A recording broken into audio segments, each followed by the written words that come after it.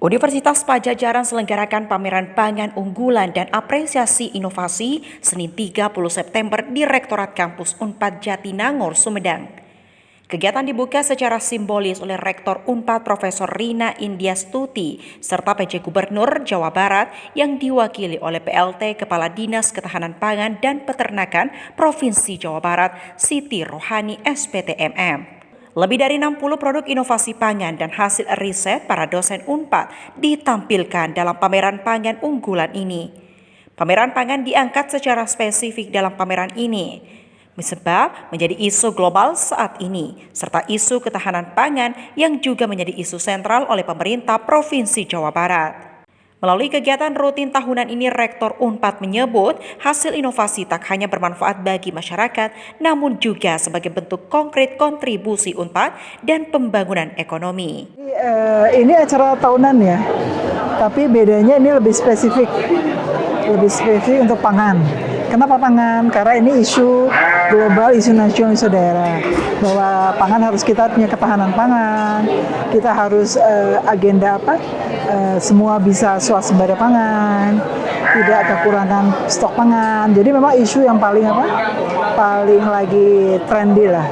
Tapi kemudian Unpad masuknya gimana? Unpad masuknya dengan tadi kita lihat banyak karya riset, para periset dan inventor Unpad yang sudah berhasil dihilirisasi, bekerja sama dengan industri, masuk ke pasar, dan ternyata mampu menciptakan nilai tambah, memiliki nilai keekonomian, sehingga itu tidak hanya bermanfaat pada masyarakat, tapi ikut berkontribusi pada pembangunan ekonomi masyarakat.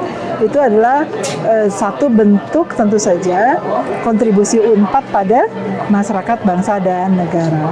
Jadi ini adalah bentuk konkret dari Unpad berkontribusi. Jadi inventor, periset tidak boleh lelah, karena disitulah ajang kreativitas kreasi. Dengarkan pendapat pasar, dengarkan pendapat mitra industri, maka kita akan melakukan riset yang betul-betul tidak hanya berkualitas, tapi punya kebermanfaatan bagi masyarakat, bangsa, dan negara. Sejumlah apresiasi juga diberikan kepada Sivitas Unpad atas inovasi yang telah dilakukan. Dalam ajang ini juga diberikan penghargaan bagi mitra industri yang telah mendukung riset dan inovasi Universitas Padjadjaran.